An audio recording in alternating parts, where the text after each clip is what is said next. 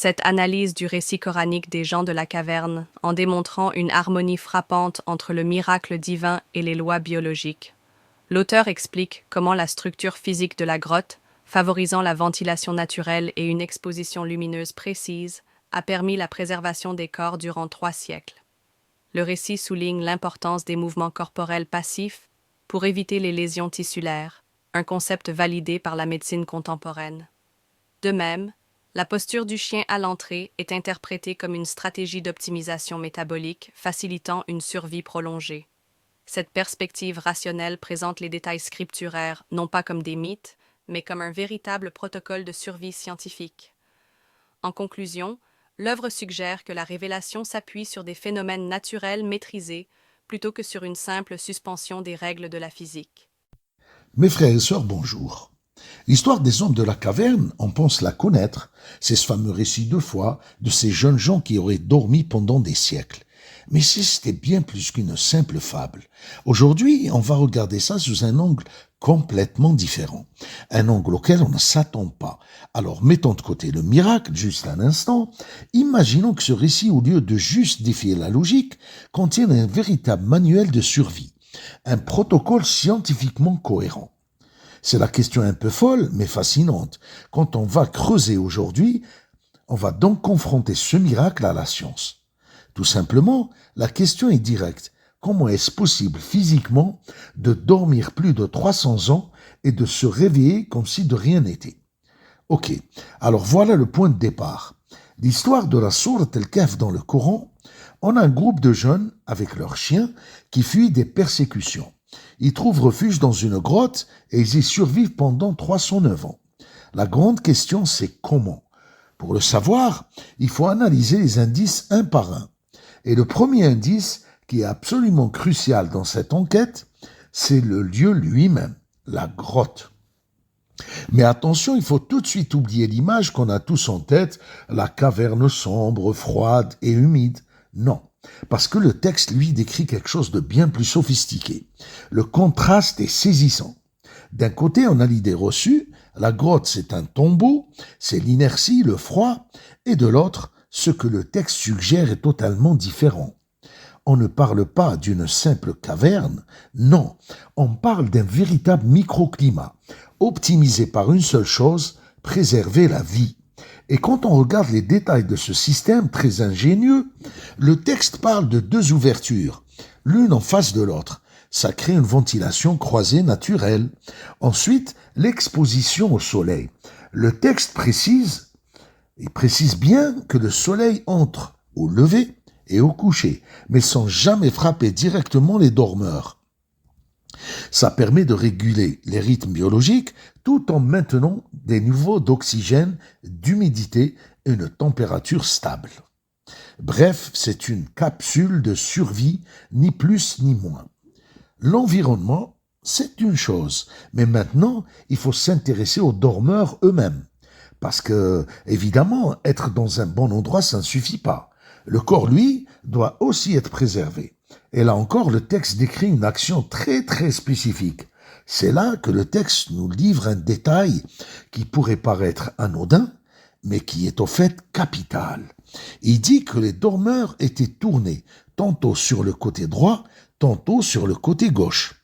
Ce mouvement, ce simple mouvement passif et régulier, c'est la clé de tout le mystère physiologique. Et voilà pourquoi ce détail change tout. Cette rotation des cubitus latéral droit et gauche, c'est exactement ce que les protocoles médicaux modernes préconisent pour les patients dans le coma ou en sédation profonde. Pourquoi? Pour prévenir les escarres, ces plaies de pression, mais aussi les caillots sanguins et la nécrose des tissus. C'est littéralement la technique qui permet de maintenir un corps en vie, viable, sur de très longues périodes d'immobilité. Mais il y a un autre acteur dans cette histoire, un personnage qu'on a tendance à oublier, le chien. Et son rôle n'est pas juste symbolique, loin de là, sa posture qui est décrite avec une précision assez étonnante est en fait un autre indice scientifique majeur. Le texte nous dit qu'il est à l'entrée de la grotte, avec les pattes antérieures étendues, ce n'est pas une description jetée au hasard juste pour l'image. Non, pour un chien, cette position très précise est associée à un état physiologique bien particulier. En fait, cette posture correspond à ce qu'on appelle un état de repos métabolique.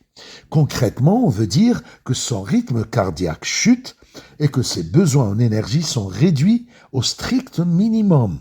C'est une sorte d'hibernation légère, si on veut. C'est ce qui lui a permis à lui aussi de survivre à cette attente incroyablement longue aux côtés de ses compagnons. Allez, on passe au dernier gros morceau, le temps. La durée de ce sommeil, 309 ans. Et ce chiffre 309 ans, il n'est pas là par hasard. Il n'est pas aléatoire du tout. En fait, il contient une précision mathématique et astronomique assez remarquable. Donc le texte, dans ce chiffre 309, il ne dit pas environ 300 ans. Non, c'est très clair, 309 années lunaires, qui est la base du calendrier hégirien. Ça correspond pile poil à 300 années solaires, notre calendrier. Il n'y a pas d'arrondi, pas d'approximation, c'est une conversion astronomique parfaite. Et c'est ça.